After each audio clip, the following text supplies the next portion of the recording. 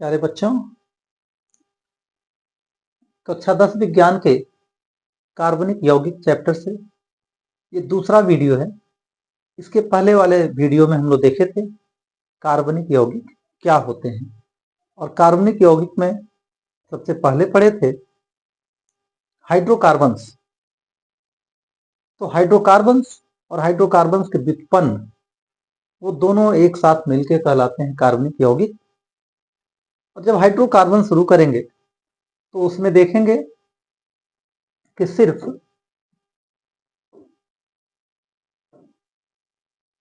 ये दो तरह के हाइड्रोकार्बन्स मिलेंगे हम लोगों को। शुरुआत में उसी से हम लोग स्टार्ट करेंगे लेसन को अपने। दो तरह के हाइड्रोकार्बन्स, कार्बन की जैसा कि हम लोग बात किए थे, कार्बन की संयोजकता 4 होती है। और दूसरी बात पढ़े थे कि कार्बन परमाणुओं के बीच एक ऐसी अद्भुत शक्ति है कि कार्बन कार्बन परमाणु आपस में जुड़ के और जितनी चाहे लंबी श्रृंखला बना सकते हैं। तो कार्बन परमाणुओं के साथ हाइड्रोजन जुड़ेंगे हाइड्रोकार्बन्स में, और कार्बन कार्बन आपस में भी जुड़े रहेंगे। तो यहां जैसे कि हम लोग देख रहे हैं, एक कार्बन परमाणु और उसके चारों तरफ हाइड्रोजन, 4 हाइड्रोजन, इससे एक एक इलेक्ट्रॉन से एक एक हाइड्रोजन जुड़े हुए हैं। और ये एक एक single covalent bond, single covalent bond, ऐसे करके 4 सिंगल कोवेलेंट बॉन्ड, मतलब इस कार्बन की वैलेंसी 4 और चारों से एक एक हाइड्रोजन जुड़े हुए हैं। और इसी को मैं पिछले वीडियो में बताया था कि ये सिंपलेस्ट हाइड्रोकार्बन है, और इसको कहते हैं हम लोग methane, simplest hydrocarbon.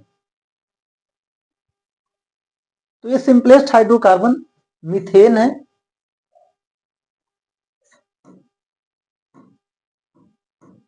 Methane CH4 formula एक साथ यदि लिखें तो ये क्या हो जाएगा, ये हो जाएगा CH4। अब एक दूसरे उसी तरह के मेंबर को देखें हम लोग, तो यहां पर इसमें हाइड्रोजन काउंट करिए, कितने हाइड्रोजन है, 6 हाइड्रोजन दिख रहे हैं, और कार्बन कितने हैं, 2। तो अब यहां बारी आ रही है, अब यहां बारी आ रही है कार्बन कार्बन के बीच क्या बॉन्ड है ये देखने की। तो 6 हाइड्रोजन है, दोनों कार्बन को 3-3 हाइड्रोजन मिल गए, बराबर बराबर के बट गए। और अब भी लेकिन यदि यहां से देखें तो इस कार्बन का देखें अकेले तो 3, जबकि बनना चाहिए उसका कितना, 4 बॉन्ड बनाने की उसमें क्षमता है। तो 3 इधर बन गया, 3 इधर बन गया, और एक बॉन्ड एक कार्बन कार्बन के बीच बन गया है। इसको हम लोग शॉर्ट में लिखें तो एक कार्बन के साथ, या तो ऐसे लिखें, ये हाइड्रोजन, इसके साथ हाइड्रोजन बॉन्ड बनाया हुआ है, ये कार्बन के साथ कार्बन जुड़ा है, और फिर ये हाइड्रोजन बॉन्ड इसके साथ। और इसको और क्या लिख सकते हैं, इसको लिख सकते हैं CH3 और CH3। तो एक कार्बन कार्बन के बीच यहां इन दोनों में हम क्या देख रहे हैं कि सिंगल बॉन्ड बना हुआ है। तो जितनी कार्बन को हाइड्रोजन की जरूरत है उतना मिल गया, तो यही कहलाता है सेचुरेटेड हाइड्रोकार्बन। सेचुरेटेड हाइड्रोकार्बन या संतृप्त हाइड्रोकार्बन, ये हो गए संतृप्त हाइड्रोकार्बन, संतृप्त हाइड्रोकार्बन। लेकिन वहीं पर जब हम इसमें देखिए, यहां पर फॉर्मूला देखिए दिया है CH2, मतलब कि C2 के साथ हाइड्रोजन इसको कितने मिले हैं भाई, तो 4, जबकि यहां पे मिले थे 6, C2H6। तो यही हाइड्रोजन जब उसके पास पर्याप्त संख्या में नहीं रहते हैं, तो एक कार्बन आपस में एक बॉन्ड तो यहां था, कार्बन कार्बन 2 इलेक्ट्रॉन, एक इस कार्बन का एक इस कार्बन का, तो ये 2 इलेक्ट्रॉन एक एक से दोनों से हो गए, दोनों कार्बन से। लेकिन अभी भी कार्बन का जो ऑक्टेट कंप्लीट होना चाहिए था वो नहीं हुआ। तो फिर से एक और इलेक्ट्रॉन आपस में संयोग करके, और यहीं पे बनता है डबल बॉन्ड। कार्बन कार्बन के बीच जब डबल बॉन्ड बनता है तो वो हो जाता है असंतृप्त हाइड्रोकार्बन। तो ये सब कौन से हाइड्रोकार्बन है, असंतृप्त हाइड्रोकार्बन, अनसेचुरेटेड। क्या है ये, अनसेचुरेटेड, अनसेचुरेटेड है ये, अनसेचुरेटेड हाइड्रोकार्बन। फिर इससे भी जटिल स्थिति यहां देखेंगे, नीचे वाले कार्बन में देखिए, तो यहां पर क्या हो रहा है, हाइड्रोजन गिनिए तो यहां पे एक हाइड्रोजन एक हाइड्रोजन, यहां पर दो ही हाइड्रोजन सिर्फ है, C2H2। और तब ये जो डबल बॉन्ड बना था, अब यहां पर कार्बन कार्बन के बीच क्या बन गया है भाई, तो यहां पे ट्रिपल बॉन्ड कार्बन कार्बन के बीच बन गया है। तो जहां ये डबल बॉन्ड या ट्रिपल बॉन्ड मिलेगा, यही अनसेचुरेटेड हाइड्रोकार्बन्स हैं। तो इसके आधार पे हम लोग ये समझ सकते हैं कि दो तरह के हाइड्रोकार्बन्स, सेचुरेटेड हाइड्रोकार्बन्स और अनसेचुरेटेड हाइड्रोकार्बन्स। तो इसको हम लोग और डिटेल्स में देखेंगे।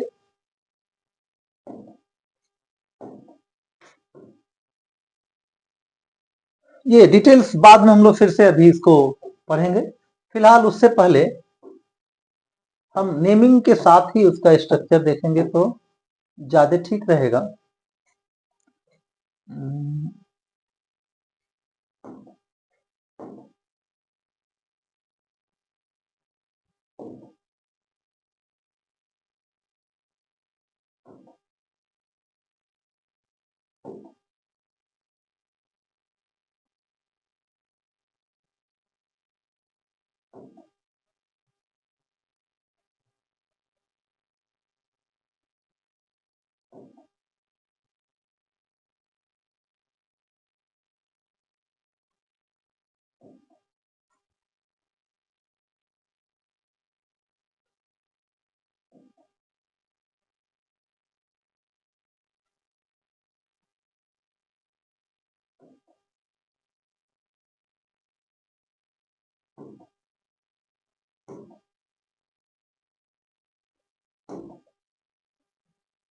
तो हम लोग यहां पर देखेंगे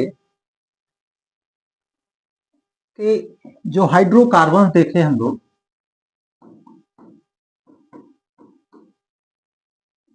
दो तरह के देख लिए। एक थे सेचुरेटेड हाइड्रोकार्बन्स और दूसरा था अनसेचुरेटेड हाइड्रोकार्बन्स। जनरल फॉर्मूला जब देखते हैं, जैसे आप जब देखेंगे इसमें, तो CH4 आया था, C2H6 आया था, C3H8 आएगा। और इसका जब जनरल फार्मूला देखते हैं हम लोग, जनरल फार्मूला, तो इसका जनरल फार्मूला होता है CnH2n+2। जैसे n इक्वल टू 2 यदि रखिए तो H कितना हो जाएगा, 2 इंटू 2 प्लस 2 मतलब 6। H इक्वल टू 3 रखेंगे तो sorry, n equal to n के बदले 3 मॉलिक्यूल से n के n के बदले 3 रखिए, तो हाइड्रोजन के साथ 2 इंटू 3 प्लस 2 मतलब क्या हो जाएगा, 8 हो जाएगा। तो इसमें पाया जा रहा था। और यहां पर कार्बन कार्बन के बीच, कार्बन कार्बन के बीच कैसा है, single bond only, single bond, कहीं डबल बॉन्ड नहीं दिखेगा। वहीं अनसेचुरेटेड में देखा गया कि कहीं पर हाइड्रोजन यदि यहां से थोड़ा सा कम होगा, एक बार दो कम होगा, तो वहां पे उसके बीच डबल बॉन्ड दिखाई देगा। और यदि 4 कम हो गया तो वहां पर ट्रिपल बॉन्ड दिखाई देगा। तो इसमें इसका जो जनरल फॉर्मूला देखा जाएगा, तो इसका जनरल फॉर्मूला जो आएगा, एक है इसमें, एक मिलेगा इसमें, अच्छा इसका जो नाम है, इसमें एक ही तरह का कंपाउंड है और वो क्या है भाई, वो है अल्केन। क्या है सब, ये अल्केन है। और यहां पर क्या मिलेगा, अल्कीन, और दूसरा क्या मिलेगा, अल्काइन। अल्काइन क्या मिलेगा दूसरा, अल्काइन। बस ई और वाई का अंतर है, यहां पर ए है। तो और इसमें फिर क्या हो जाएगा, जनरल फार्मूला इसका जब देखेंगे हम लोग, जनरल फार्मूला,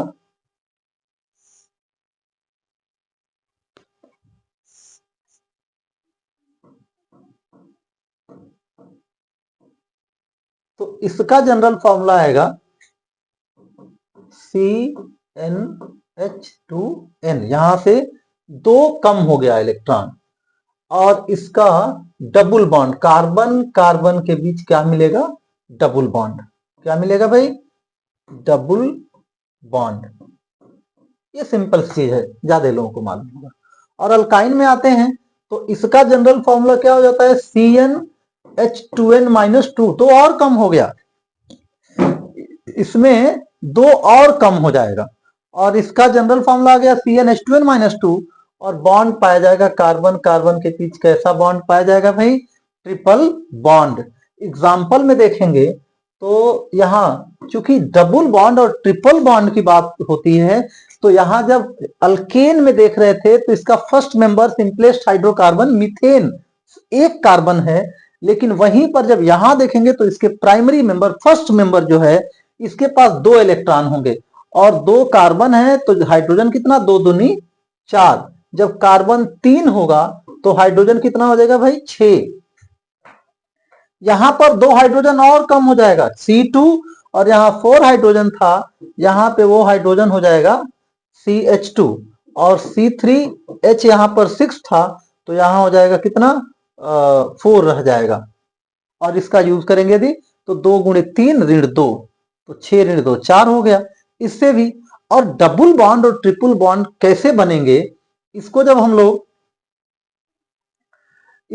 लोग अभी और आगे जब उसको देखेंगे, नॉमेनक्लेचर, वहीं पे नेमिंग भी देखेंगे और स्ट्रक्चर भी देखेंगे, तो इसके बारे में और ज्यादा बातें समझेंगे। लेकिन उसके पहले कुछ और चीज आप लोगों को हम समझा दें। यहां पर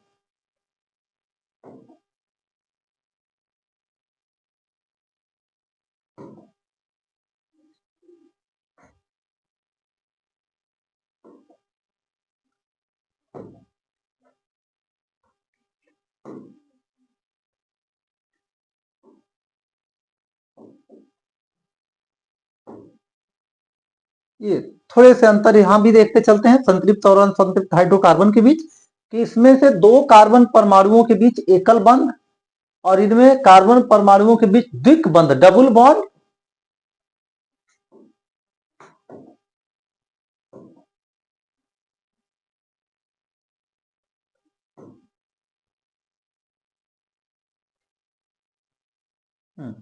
कार्बन परमाणुओं के बीच क्या है? डबल बॉन्ड है या ट्रिपल बॉन्ड है, ये देखा जाएगा। यह नीली ज्वाला के साथ जलते हैं, जब इनको जलाया जाएगा तो इनकी ज्वाला नीली होती है, लेकिन जो सेचुरेटेड नहीं होते हैं उसमें धुआं पाया जाएगा काले रंग का। इनमें प्रतिस्थापन अभिक्रिया, ये बातें जब हम लोग प्रॉपर्टीज पढ़ेंगे तो एक बार और इसको देखेंगे हम लोग। प्रतिस्थापन अभिक्रिया क्या होती है? कि जब कार्बन हाइड्रोजन जुड़े हुए हैं और उसमें और हाइड्रोजन के लिए कोई स्थान नहीं है, तो दूसरा कोई यदि एटम आता है और वो रिएक्शन करना चाहेगा तो हाइड्रोजन परमाणुओं को प्रतिस्थापित करना होगा। किसमें? संतृप्त हाइड्रोकार्बनों में, क्योंकि वहां पे और कोई जगह नहीं है। जबकि जब असंतृप्त हाइड्रोकार्बन में आएंगे तो वहां देखेंगे कि वहां जगह खाली है, तो उस जगह को भरेगा तो योगात्मक अभिक्रिया से।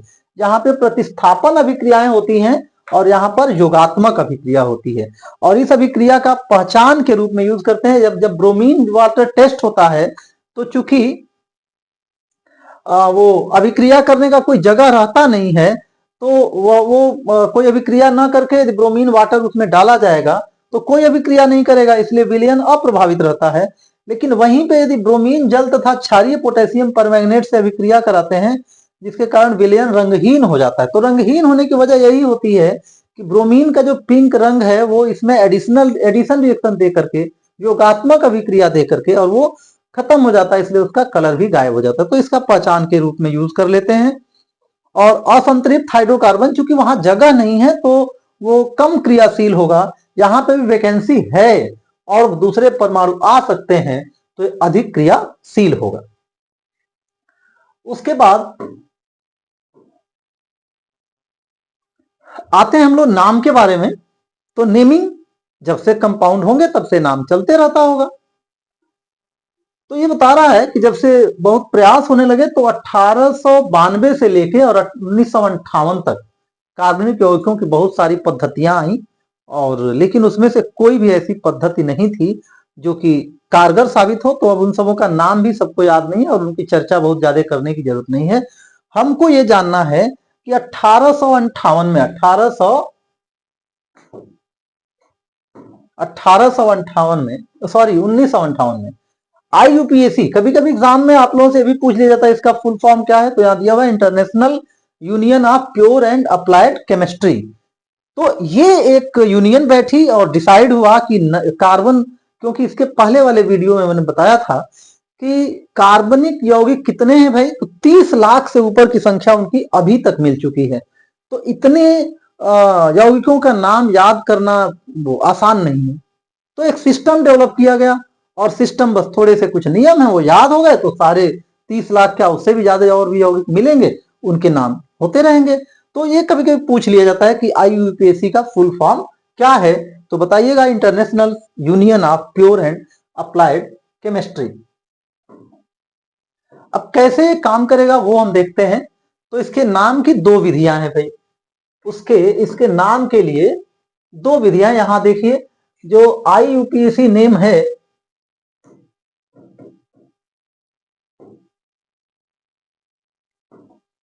IUPAC नेम है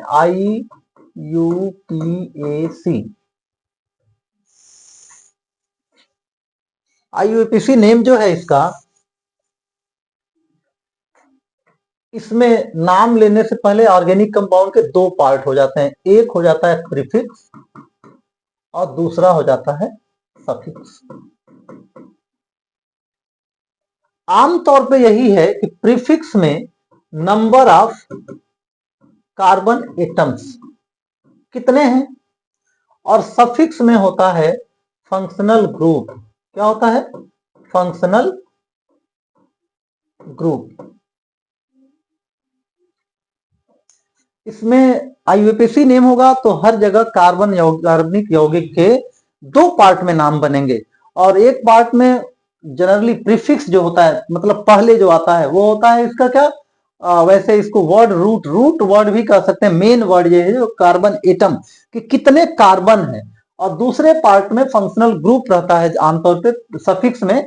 लेकिन कभी कभी क्या होता है कि फंक्शनल ग्रुप पहले आ जाता है, जैसे क्लोरो ब्रोमो आयोडो ये सब पहले आ जाएंगे, तो वो वहां पे प्रीफिक्स हो जाएगा और उसको सफिक्स ना करके बल्कि जो कार्बन नंबर ऑफ एटम्स हैं उसको रूट वर्ड यदि हम कहें, रूट वर्ड। अब जब कभी ऐसा होगा कि सिर्फ सफिक्स लगाएंगे तो ये रूट वर्ड ही प्रीफिक्स हो जाएगा, वो सफिक्स हो जाएगा। और जब कभी फंक्शनल ग्रुप को पहले नेमिंग करना होगा कहीं कहीं, तो उस केस में वो प्रीफिक्स के रूप में आ जाएगा। तो हमको ये जानना है कि यहाँ पे IUPAC सिस्टम में कार्बनिक यौगिकों के दो पार्ट में नाम होते हैं, एक होता है प्रीफिक्स और दूसरा होता है सफिक्स। और नंबर ऑफ कार्बन एटम्स ये रूट वर्ड बनाएगा, कितने कार्बन एटम्स हैं उस ऑर्गेनिक कंपाउंड में, और उसके लिए एक कॉमन सा नेम दिया गया, यहां देख रहे होंगे। जब नंबर ऑफ कार्बन एटम्स एक है तो मिथ है, दो है तो इथ है, तीन है तो प्रोप है, चार है तो ब्यूट है, पांच है तो पेंट है, छह है तो हेक्स है, सात है तो हेप्ट है, आठ है तो ऑक्ट है, नौ है तो नोन है, 10 है तो डेक है। ये तो कॉमन रहेगा हमेशा। उसके बाद फंक्शनल ग्रुप क्या आ रहा है उसके आधार पर देखेंगे। और यहां पर एग्जांपल के लिए सबसे सिंपल कुछ अल्केन्स के नाम यहां पे दे दिए गए हैं। किसके भाई? अल्केन्स के नाम दे दिए गए हैं, अल्केन का नाम दे दिया गया है। अब अल्केन में कोई अलग से फंक्शनल ग्रुप नहीं है, और जब नेमिंग बनती है तो अल्केन का ये इसको फंक्शनल ग्रुप के जैसा ही ट्रीट कर लीजिए सेचुरेटेड बॉन्ड के लिए। तो लास्ट में क्या आएगा? A आ जाएगा। तो जब एक कार्बन है तो ये मिथ और उसमें A जोड़ दिया गया, क्या हो गया भाई? मिथेन हो गया।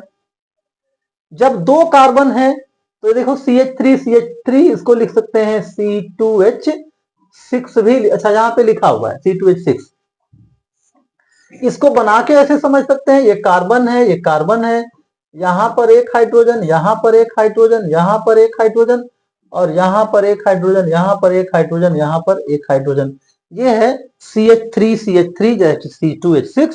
तो जब दो कार्बन है तो इथ आ गया, और सेचुरेटेड है तो क्या आ गया? एन आ गया। तो इस तरह से हम लोग ये देख सकते हैं, इसके नाम को समझ सकते हैं कि नाम के दो पार्ट में पहले हम लोग अल्केन को ही देख ले रहे हैं कि अल्केन, हालांकि पूरा नेमिंग सिस्टम अभी इसके बाद, अभी हम सिर्फ ये बता रहे हैं कि नेमिंग सिस्टम कैसे बना है, कैसे वर्क कर रहा है। तो यहां पर एक सिंपल एग्जांपल लिए गए, जो और क्वेश्चंस होंगे वहां पे तो और भी, क्योंकि कार्बन लॉन्ग चेन ही सिर्फ नहीं बनाता है, साइड चेन्स भी बहुत सारी होती हैं उसमें, और उन साइड चेन्स का नाम कैसे लेंगे और नेमिंग का पूरा वो कैसे आएगा उसको हम देखेंगे। यहां फिलहाल दो पार्ट में हम वो कर रहे हैं।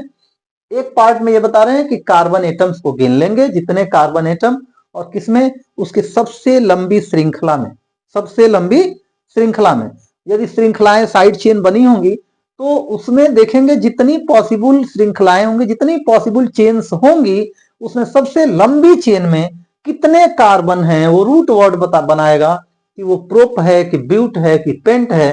तो इसको एक बार फिर से देख लीजिए, for 1 carbon meth, for 2 carbon eth, for 3 carbon prop, for 4 carbon but, 5 के लिए पेंट, 6 के लिए हेक्स, ऐसे करके डेक तक, इसको ठीक से देख लीजिएगा।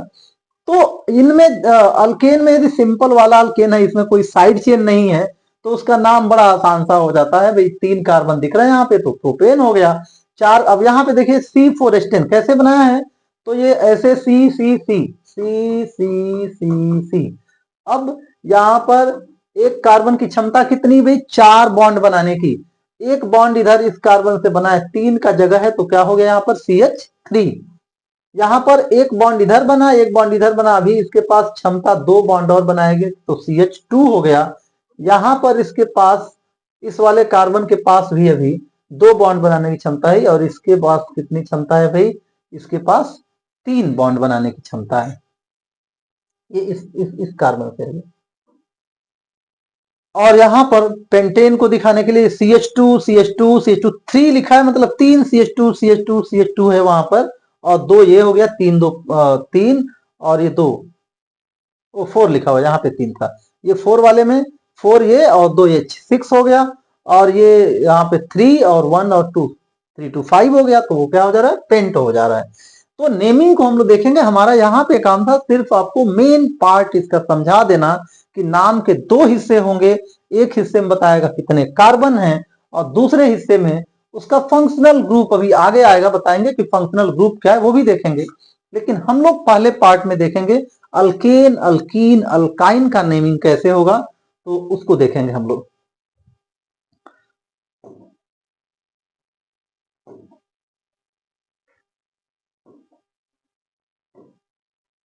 हाँ, नाम के ही उसमें दूसरा पार्ट मैंने जैसे बताया था वो क्या होता है, तो क्रियात्मक समूह आ जाता है उसका, उसमें उससे पता चलेगा। तो क्रियात्मक समूह है क्या, देखिए यहाँ पे डेफिनेशन दिया हुआ है, किसी कार्बनिक यौगिक के अणु में उपस्थित ऐसे परमाणु या परमाणुओं का समूह। ध्यान दीजिएगा, ये कोई एक सिंगल परमाणु भी हो सकता है या परमाणुओं का समूह भी हो सकता है।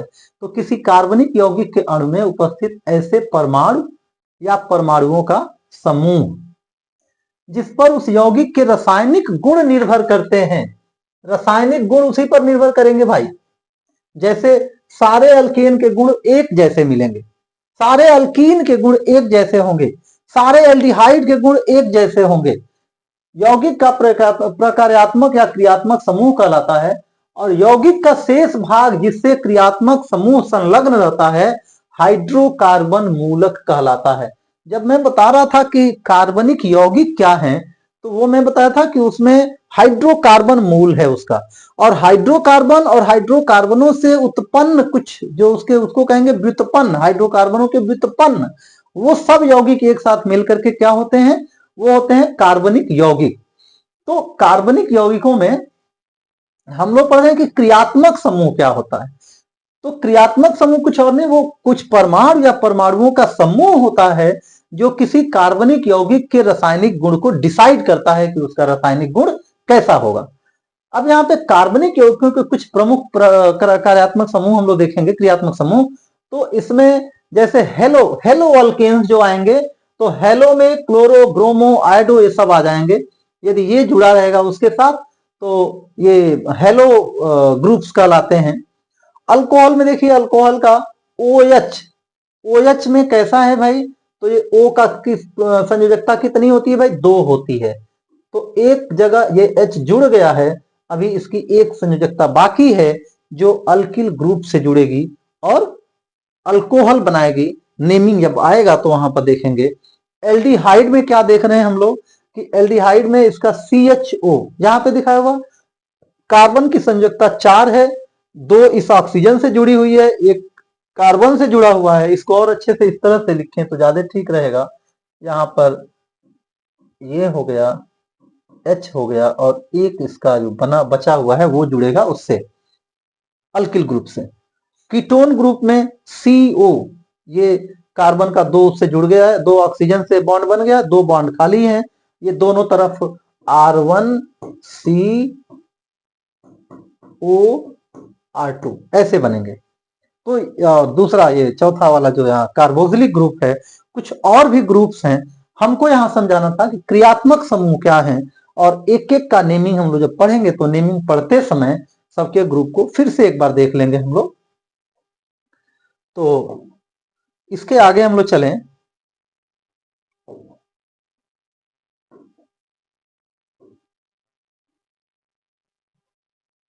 इसके साथ ये भी यहीं पे देख लेंगे, उसके बाद नेमिंग की तरफ चलेंगे हम लोग। सजातीय या समजातीय श्रेणी क्या होती है? तो सजातीय श्रेणी होती है जिसका फंक्शनल ग्रुप 1 होगा और प्रत्येक अगला, यदि सारे मेंबर्स को लिखेंगे तो प्रत्येक अगले मेंबर में अपने पिछले मेंबर से सिर्फ किसका अंतर होगा? CH2 का अंतर होगा। तो डेफिनेशन समझाती समजातीय, जैसे मान लीजिए मौर्य जी लोग हैं तो सारे लोग क्या लिखेंगे भाई? सारे लोग लिखेंगे घनश्याम मौर्य, रमेश मौर्य, सुरेश मौर्य, ये सब लिखते रहेंगे। तो उसी तरह का यहां जितने आएंगे, जैसे एल्डिहाइड हो गया तो चाहे यहाँ पे अल्कोहल हो गया तो मेथेनॉल, एथेनॉल, प्रोपेनॉल। अब यहां देखिए सबकी जाति क्या लग रही है भाई? एक लग रही है, जैसे मौर्य जिलों की लगती है। तो ये मेथेनॉल, एथेनॉल, प्रोपेनॉल ये सब यहाँ पे दिखेगा।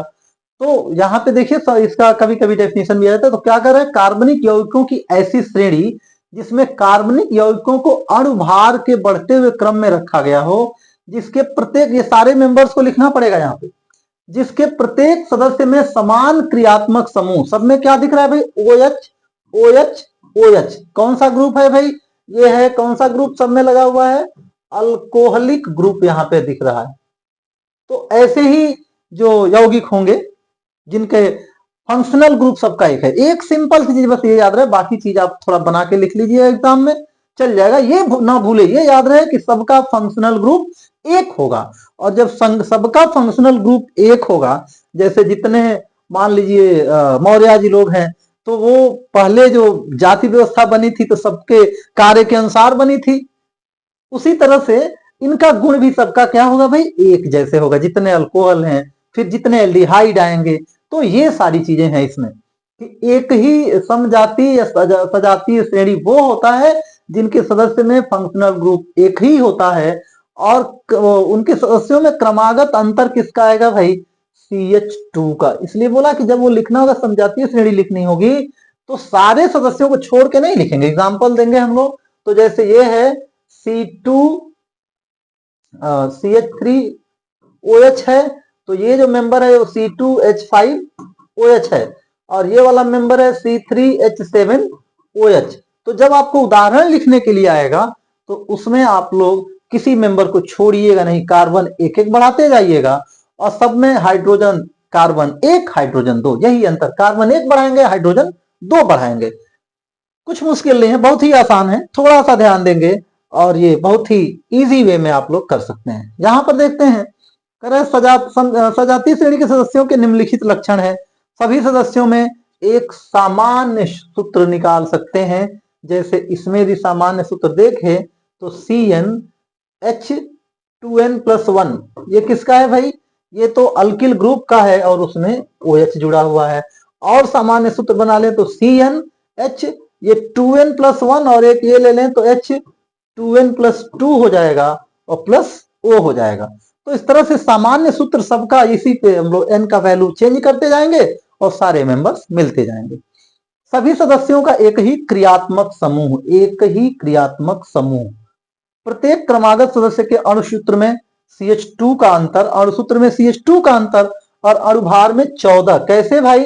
तो कार्बन के लिए कितना है CH2 में? कार्बन के लिए 12 और हाइड्रोजन 2 into 1, तो कितना? 14। यही 14 यूनिट का अंतर आएगा और किसी एक सदस्य के गुणधर्म के आधार पर सभी सदस्यों के सामान्य गुणधर्म ज्ञात कर सकते हैं।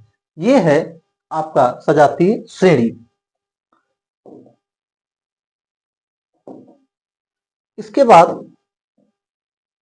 हम लोग कुछ नेमिंग देखेंगे और उसके बाद अब बीच में भी बहुत कुछ है पढ़ने के लिए, और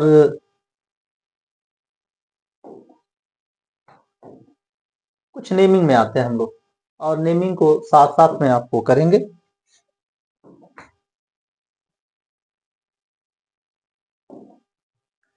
तो यहां चलते हैं हम लोग नेमिंग में। अब शुरू करते हैं कैसे हम लोग नेमिंग करेंगे। तो सबसे पहले हम शुरू करें अल्केन के बारे में, शुरू करते हैं नेमिंग ऑफ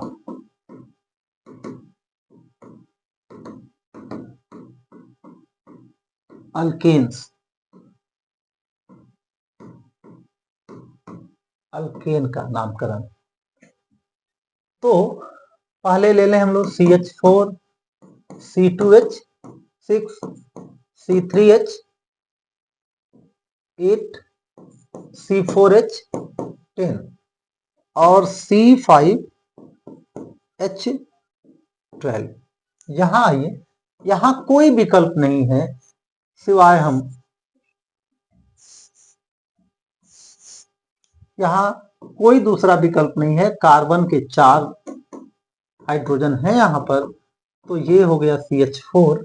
जब इस C2H6 का देखते हैं तो यहां पर, अच्छा इसको लिख सकते हैं हम लोग CH4, और यहां पर C2H6 का देखें क्या मिलेगा इसका भाई, तो CC। क्योंकि अल्केन है, सिंगल बॉन्ड सिर्फ है, सिंगल बॉन्ड है। जनरल फॉर्मूला क्या है? CnH2n+2 है। तो यहां पर ऐसे समझेंगे हम लोग इसको डिटेल्स में। देखिए पहले ये H कितने कितने भाई 6 हैं, तो क्या करेंगे दोनों जगह 3-3 दे दीजिए और काम खत्म है इसका। इसमें कुछ और नहीं, बराबर बराबर बंटवारा करना है, बेईमानी बेईमानी नहीं करनी है। तो ये हो गया क्या भाई CH3। अब हम अगले इस पे आए, इस पर आए C3H8 पर आए। तो इसमें क्या देख रहे हैं हम लोग, इसको मिटा के यहीं पे यहां लिखें C3H8। तो पहले आप C कर लीजिए। इस कार्बन की क्षमता कितने की है भाई? 3 की है। 4 बॉन्ड बना सकता है, 1 बॉन्ड कार्बन से बनाया हुआ है, 3 और हाइड्रोजन इसके साथ जुड़ सकते हैं, 3 और हाइड्रोजन इसके साथ जुड़ सकते हैं। मक्खी भी कुछ साथ में लिख रही है इसको, यहां भी 3 दे दीजिए। अब बचा कितना आपके पास? 2 बचा। तो इस कार्बन के पास देखिए 2 बॉन्ड बनाया हुआ है, 2 का जगह है, आराम से हो गया, कोई दिक्कत नहीं है। अब जरा C4H के साथ आते हैं। अब इसमें कुछ और चीजें मिलेंगी, इसलिए हम चलते हैं इधर। C4H8 का देखिए जरा, C4 नॉट H8, H10। तो यहां देखिए आप ऐसे भी बॉन्ड बना सकते हैं भाई, C ऐसा भी बन सकता है। और किसी को मर्जी किया तो वो सोचेगा ऐसा बॉन्ड बनाए हम, होता भी है भाई। कार्बन की तो क्षमता ही बहुत है ना। और दूसरा कोई विकल्प इसमें तो नहीं दिख रहा है फिलहाल। अब यहां पर क्या करें भाई, CH3, यहां भी कितना CH3, यहां पर CH2 और यहां पर CH2। यहां देखिए जरा, ये कार्बन एक बॉन्ड बनाया है, अभी इसके पास कितनी जगह है भाई? 3। इसके पास कितनी जगह है? 3। इसके पास कितनी जगह है? 3। अब इस कार्बन के पास कितना जगह है? 1। और आपके पास भी हाइड्रोजन कितना बना बचा है? तो 3, 3, 6, 3, 9, 10 हाइड्रोजन है आपके पास, तो बचा कितना है? 1। तो यहां पर भी ये बैलेंस हो गया। अब आती है इसके पहले जो नेमिंग था, एक एक ही थे, कोई दिक्कत नहीं थी। लेकिन अब भाई देखिए ये भी हो गया ब्यूटेन। क्या हो गया ये हो गया ब्यूटेन। और ये भी 4 कार्बन है तो ब्यूटेन। जब तक आईयूपीएसी सिस्टम नहीं मिला था तब तक ये दोनों ब्यूटेन थे, और थोड़ा अंतर करने के लिए भाई एक साइड चेन मिल गई, तो ये ब्यूटेन नॉर्मल ब्यूटेन था, एन ब्यूटेन कर सकते हैं, नॉर्मल ब्यूटेन, और एक चेन मिला तो इसको आइसोब्यूटेन कर दिया गया था। C5H10 पे आ जाइए अब जरा, C5H कितना भाई 12। तो अब इसमें देखिए क्या क्या संभव है भाई, सी सी सी सी सी, ये सिंगल बॉन्ड वाला, सी सी सी सी, कहीं भी ये ऊपर नीचे का कोई इश्यू नहीं है, ऊपर नीचे से कोई इश्यू नहीं है। ये सी यहां भी लगा सकते हैं, नीचे भी लगा सकते हैं, और किसी की मर्जी किया कार्बन में ऐसे भी संभव है, किसी की मर्जी की बात सिर्फ नहीं है, संभव ये भी है कि यहां भी एक कार्बन, यहां भी कार्बन, दो साइड चेन दिख रहे हैं यहां पर। तो अब यहाँ पे अब हाइड्रोजन को भरिए, तो यहाँ पर देखिए भाई CH3 यहां भर दीजिए, और यहाँ CH3। इस कार्बन के पास कितने जगह है भाई, दो हाइड्रोजन के लिए। इस कार्बन के पास कितने हाइड्रोजन का जगह है, दो, और यहाँ भी दो ही बॉन्ड बना है, तो यहाँ भी दो जगह है।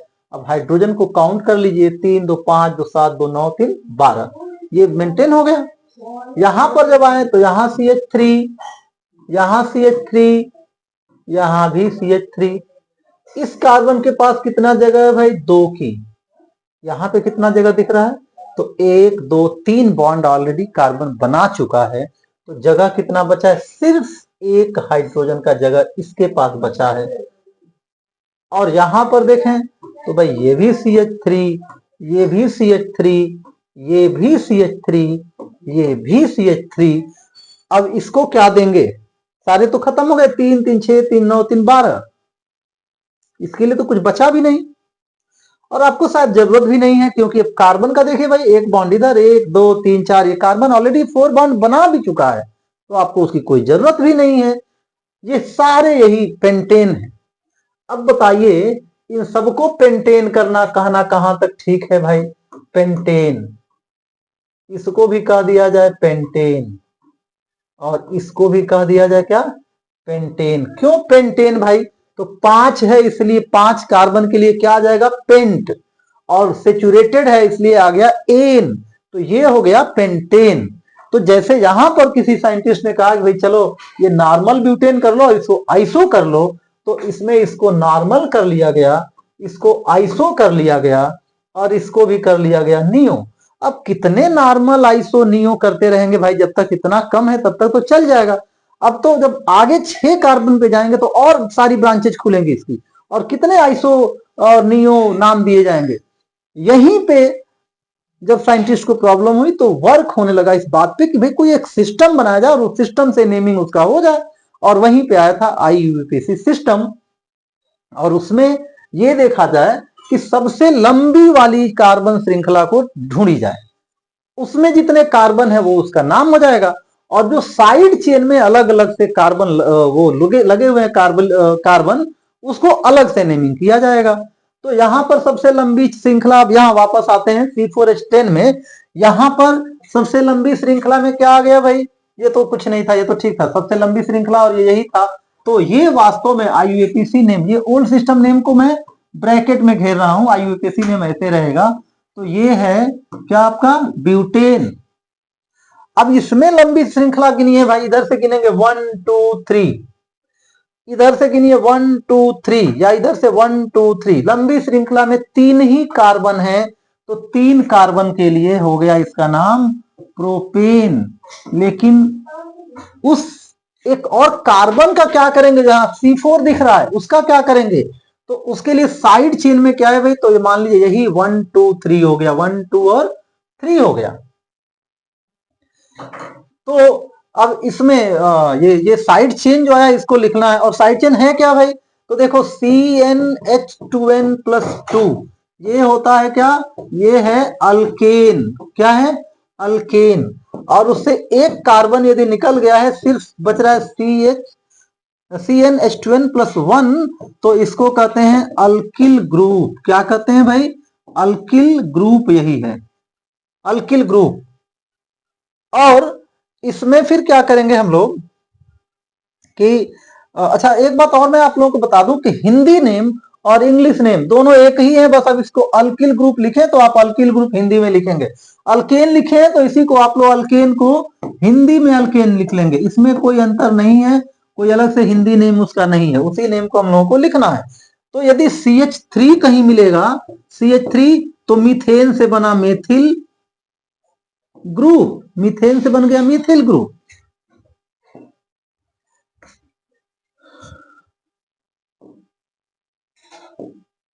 ये नहीं हटेगा। और यदि कहीं C2H5 रहेगा तो ये बन जाएगा कौन सा ग्रुप भाई, इसको कहेंगे एथिल ग्रुप कहेंगे। तो इसकी जरूरत अब यहां पे पड़ेगी। तो यहां प्रोपेन, वापस आ जाइए फिर यहां पर, नाम इसका था क्या भाई, ये नाम इसका क्या था, इसका नाम प्रोपेन। सबसे लंबी कार्बन श्रृंखला में कितने कार्बन है, 3 कार्बन है, तो प्रोपेन हो गया। लेकिन ये दूसरे नंबर कार्बन पे लगा हुआ है क्या, इसमें दूसरे नंबर कार्बन पे कौन सा ग्रुप लगा है भाई, मेथिल ग्रुप लगा है, तो मेथिल को यहां पे लिख लेंगे मेथिल, ये हो गया मेथिल प्रोपेन। और फिर ये भी बताना पड़ेगा कि ये मेथिल लगा कहां है, तो दूसरे नंबर पे लगा है, इसलिए इसका नाम हो गया 2 मेथिल प्रोपेन, 2 मेथिल प्रोपेन। तो दो हो गए, एक हो गया क्या भाई, ये तो ओल्ड सिस्टम नेम है, ब्रैकेट में फिर याद रखिएगा ये ओल्ड नेम है, ब्रैकेट में जो भी लिखूंगा, और ये जो न्यू नेम है IUPAC नेम है, ये क्या है, IUPAC नेम है। और यहां पर फिर क्या देख रहे हैं, यहां पे पेंटेन, नॉर्मल पेंटेन मतलब पेंटेन, ये ओल्ड सिस्टम नेम ब्रैकेट में दे दिए, और ये हो गया पेंटेन। यहां पे कार्बन की श्रृंखला गिनी है 1 2 3 4, और 1 2 3 4 कहीं से भी गिन के आ रहे हैं, तो आप क्या देख रहे हैं उसमें, आप देख रहे हैं कि इसमें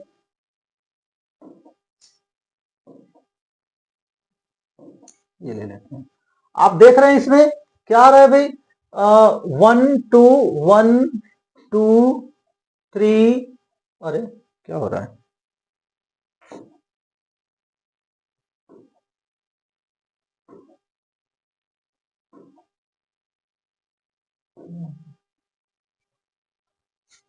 ये हो गया,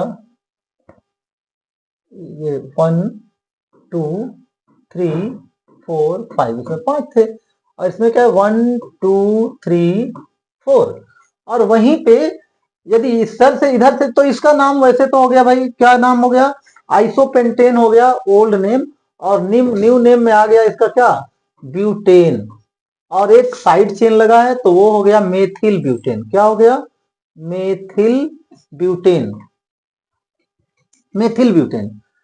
अब फिर क्या है, कार्बन, ये मेथिल ग्रुप लगा कहां है ये देखना है, तो तीसरे नंबर पे, तो आप लिख सकते थे इसको 3 मेथिल ब्यूटेन, लेकिन एक रूल और यहां पे बता दें, ये 3 मेथिल ब्यूटेन नहीं, बल्कि इसका नंबरिंग ऐसे करेंगे कि जो एक्स्ट्रा साइड चेन में ग्रुप लगा है उसकी नंबर छोटी से छोटी नंबर आए, तो आप इधर से जब काउंट करेंगे, इस साइड से भी आप फ्री हैं, किसी भी साइड से काउंट करें, लेकिन नंबर जो साइड चेन का है वो सबसे छोटा होना चाहिए, तो ये हो गया 1 2, दूसरे नंबर पे आ रहा है, तो ये नाम आपका गलत हो जाएगा, और आपका सही नाम हो जाएगा 2 methyl butane, 2 methyl butane.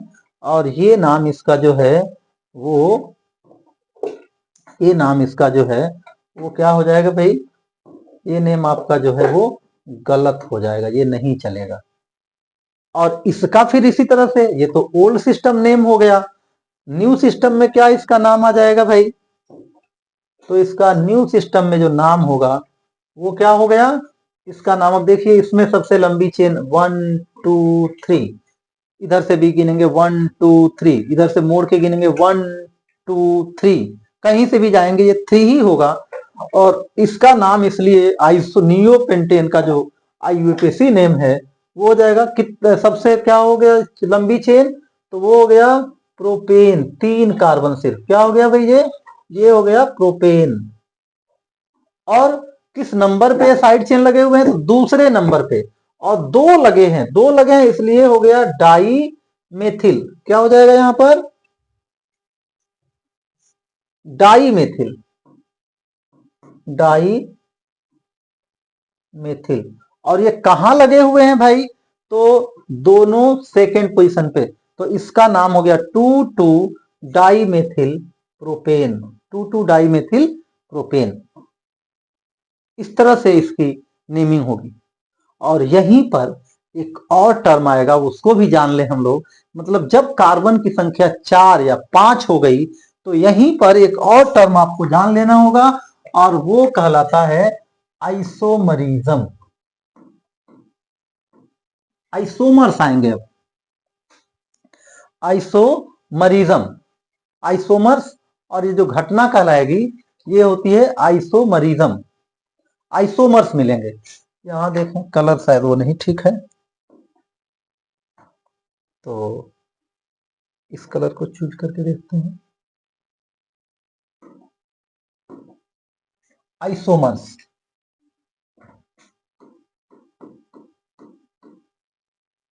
Isomers क्या होते हैं भाई? Isomers organic compounds having same molecular formula but different structural formula. Molecular formula same होगा, ऐसे ऑर्गेनिक कंपाउंड, ऐसे कार्बनिक यौगिक जिनकी मॉलिक्यूलर फार्मूला सेम होगी लेकिन स्ट्रक्चरल फार्मूला डिफरेंट होगा। तो अब ये समझ लीजिए कि ब्यूटेन के इसके कितने हैं भाई? 2 आइसोमर्स हैं। कितने हैं? 2 आइसोमर्स हैं। हिंदी होता है समावयवी, समावयवी। तो इसके 2 आइसोमर्स हैं। और इसके कितने आइसोमर्स हैं? पेंटेन के कितने आइसोमर्स हैं? 3 आइसोमर्स हैं। तो ऐसे ऑर्गेनिक कंपाउंड्स जिनके मॉलिक्यूलर फार्मूला सेम होती है लेकिन स्ट्रक्चरल फार्मूला डिफरेंट है, तो उनको हम कहते हैं आइसोमर्स, समावयवी। और ऐसी इस घटना को कहते हैं आइसोमरिज्म, समावयवता। क्या कहते हैं भाई? समावयवता, आइसोमरिज्म। आइसो यहां लिख दे रहे हैं, आइसोमरिज्म, समावयवता। इसकी भी डेफिनेशन आप लोगों को दे देंगे, लेकिन फिलहाल यहां पर इसी तरह से हम लोग काम चलाएंगे। इसके बाद हम लोग देख लें जरा अल्कीन के नेमिंग को देख लें। तो अल्कीन में क्या आएगा भाई? अल्कीन, अल्कीन जनरल फॉर्मूला क्या था? CnH2n plus, sorry CnH2n only, CnH2n। और कार्बन कार्बन के बीच डबल बॉन्ड। और नेम इसका कैसे होगा? तो भाई अल्क तो रहेगा ही, अल्क, और प्लस उसमें जुड़ जाएगा ENE, तो ये हो गया अल्कीन, अल्कीन। तो अब इसके मेंबर्स को शुरू करें। तो मान लीजिए पहला मेंबर है C2, 2 से ही शुरू होगा, डबल बॉन्ड आना है तो C2 और H कितना भाई? तो 2 दूनी 4। क्या हुआ भाई?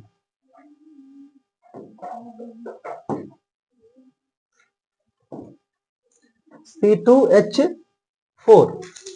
और बॉन्ड कैसे बनेगा? तो इसमें देखें C डबल बॉन्ड पहले कार्बन कार्बन के बीच बना लीजिए। इस कार्बन के पास जगह बच रही है 2 हाइड्रोजन की, हाइड्रोजन को ऊपर लिखिए नीचे लिखिए, कोई फर्क नहीं पड़ता है।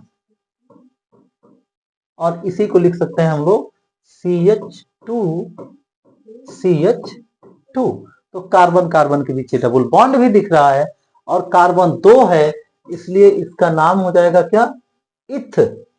और डबल बॉन्ड है तो ये ईन आएगा, तो यहां हो गया एथीन। ये IUPAC नेम है, और ओल्ड सिस्टम में इसका नाम होता है एथिलीन, एथिलीन नाम होता है, एथिलीन गैस होती है ओल्ड सिस्टम में।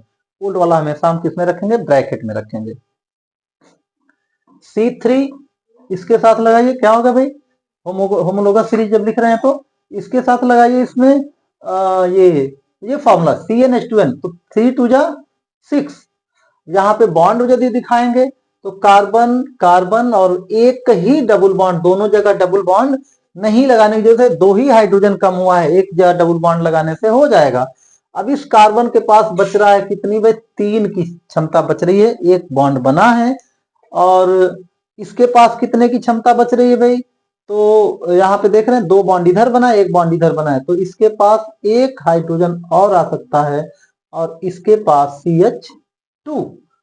तो ये जो इसका जो नाम होगा वो क्या हो जाएगा, 3 से क्या होगा भाई, प्रो प्रो और जुड़ जाएगा उसमें इन, प्रोपीन। उसके बाद 4 नंबर कार्बन के लिए देखते हैं हम लोग कि क्या होगा।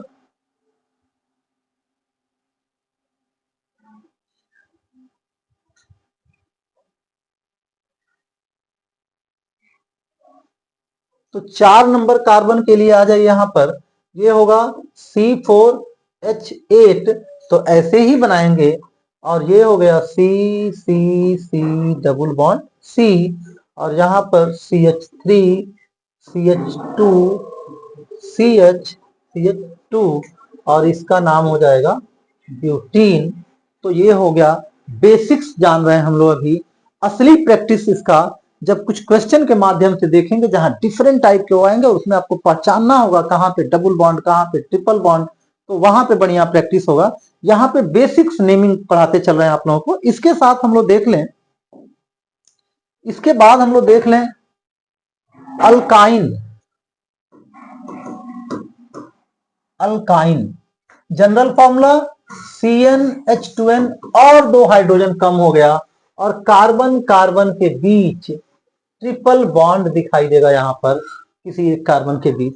तो यहां आ जाते हैं हम लोग C2 और H कितना हो गया भाई, 2 दूनी 4 × 2, H भी 2 ही है। तो यहां पर देखिए कार्बन कार्बन के बीच पहले ट्रिपल बॉन्ड लगा लीजिए। अब इस कार्बन के पास कितना बच रहा है भाई, 1 हाइड्रोजन, और इसके पास 1 हाइड्रोजन। दूसरे तरह से ये भी समझ सकते हैं कि दोनों कार्बन को 1-1 हाइड्रोजन दे दिए, उसके बाद दोनों कार्बन के बीच अभी कितनी क्षमता बच रही है, तो इसकी क्षमता 1 तो जुड़ जाएगा पहले से ही, तो ऐसे जुड़ जाएगा HCCH। अभी इसके पास 2 और बॉन्ड बनाने हैं, इसको भी 2 और बॉन्ड बनाना है, वही बन जाता है ये चीज। और इसलिए इसका नाम क्या हो जाएगा, तो 2 से इसका नाम हो जाएगा इथ, और ट्रिपल बॉन्ड है तो ये हो जाएगा आइन, इथाइन। वैसे ओल्ड सिस्टम में नेम है इसका एसिटिलीन गैस है, ये एसिटिलीन, एसिटिलीन। सबके ओल्ड सिस्टम में नेम मिलेंगे भी नहीं।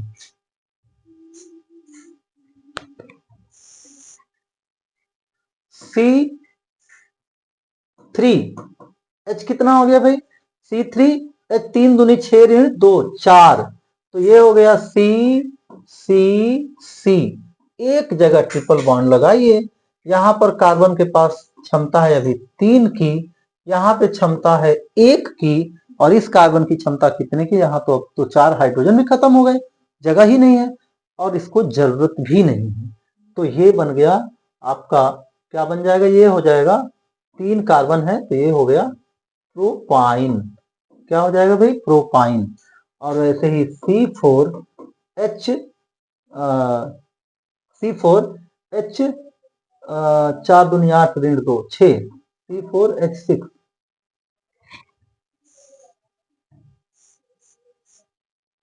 C4H6। तो इसमें C यहाँ ट्रिपल बॉन्ड बनाइए, यहाँ 1 H, यहाँ 2 H, यहाँ पर 3 H, और ये बन गया आपका ब्यूटाइन। लेकिन 1-2 और बातें यहाँ पर बता के छोड़ रहा हूं, उसके बाद हम लोग क्रियात्मक समूह वाले यौगिकों को पढ़ेंगे, अदरवाइज वीडियो बहुत ही लंबा होगा।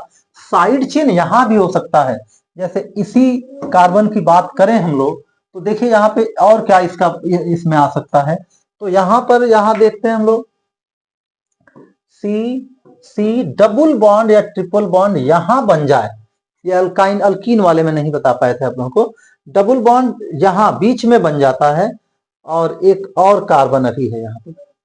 तो यहां देखिए ये हो गया CH3 और ये हो गया CH3, 6 कार्बन हाइड्रोजन यही होगा। इन दोनों कार्बन के पास कोई हाइड्रोजन नहीं मिल रहा है और इसकी जरूरत भी इसको नहीं, इसका ऑलरेडी बॉन्ड कंप्लीट हो चुका है।